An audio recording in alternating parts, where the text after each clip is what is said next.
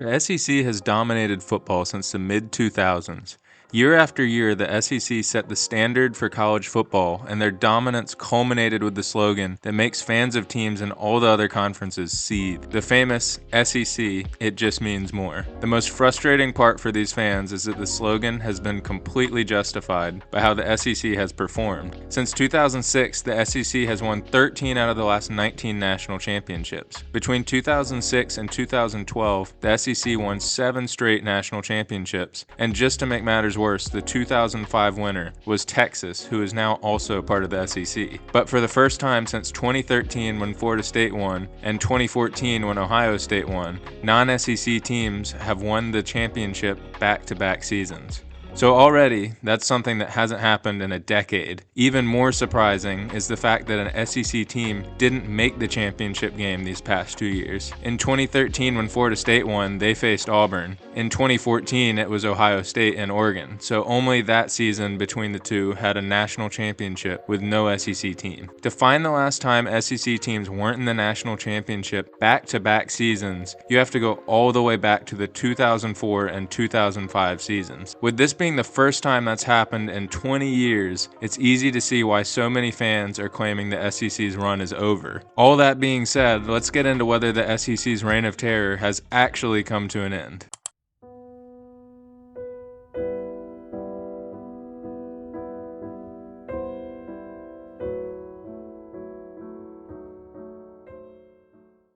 We can't get into this without first talking about what has probably been the biggest landscape change the college game has ever seen. NIL came into play back in July of 2021 and completely changed everything about how teams are built. However, there are 2 other changes that go along with this that also played a big part in the college football landscape becoming what it is. That would be the transfer portal changes made in 2021 and 2024. In 2021, players gained the ability to transfer without sitting out the next season, but they could only do so one time.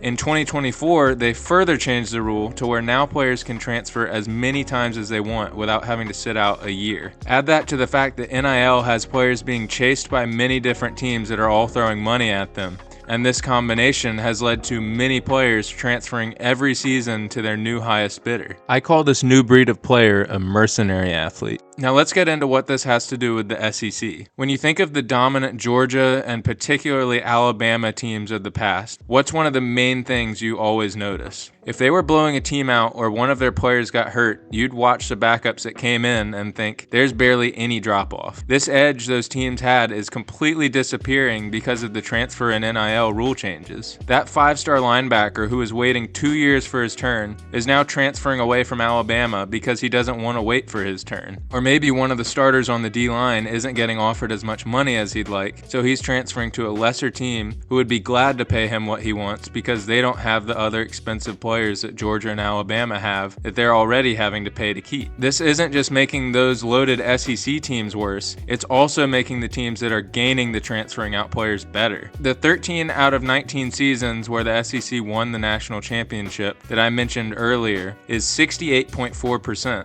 While the NIL era is a much smaller sample size of 2 out of 4, it's still down to 50%. NIL has only been getting bigger every year since its inception, so the effects could easily get bigger each year until changes are made. The next factor that we have to look at is the Saban effect. Much of the SEC dominance could easily be seen as a bunch of good teams riding the coattails of Alabama's dominance and claiming the success as their own since it's the same conference. 6 of those 13 SEC championships came from Alabama's dynasty. While 7 of 19 would still have been a very impressive number, we would never have talked about the SEC running college football if it weren't for the rise of Alabama that Saban created. While Kirby Smart and Georgia have done a good job of filling that role of SEC powerhouse, it's hard to imagine they'll be able to live up to what Alabama maintained for 17 seasons. The last factor we have to look at is the Big Ten's rise. The SEC has been the standalone conference for years, and while other conferences win a championship every now and then, there hasn't been a clear challenger to the SEC's historic winning pedigree. The Big Ten has won 4 national championships since the 2002 season, which isn't on par with the SEC, but 2 of those have come these last 2 seasons. Perhaps this is the greatest argument for the SEC's fall. It's hard to make the argument that the SEC won't still win a good number of championships, but there is also an argument to be made that the Big Ten can be every bit as good as the SEC. After all, you can't say it just means more if another conference is winning the same number of championships. While we can't really confirm or deny whether or not the Big Ten will continue to be as good or better than the SEC, I'm going to say they won't. I can't justify saying they will continue to be at this level because it's still such a small sample size, and the SEC has sustained their dominance for so long.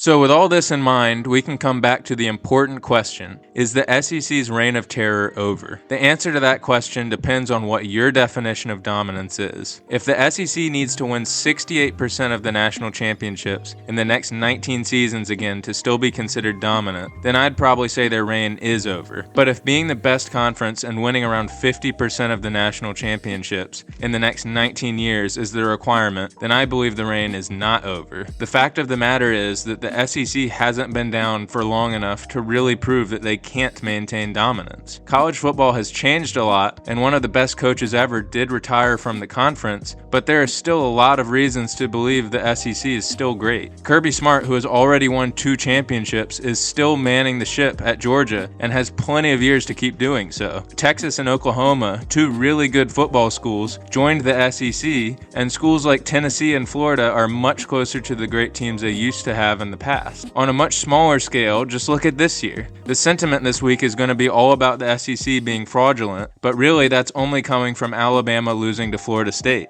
The other loss was Ohio State at home beating Texas, who was led by an inexperienced quarterback in Arch Manning, who, for the record, had never started in a road game before. Meanwhile, LSU went to number 4 Clemson and won, and teams like Florida, Georgia, and others haven't played much of anyone yet, but are likely to be good based off of their loaded rosters. In addition, you have other teams it's too early to say on, like Auburn and South Carolina, that while looking good, aren't quite at championship level yet, but we'll see what they look like at the end of the season. With all that being said, it's hard to predict where the sport will be years in the future, but don't be surprised when the claims that the SEC's reign is about to end are still being made 10 years from now to no avail.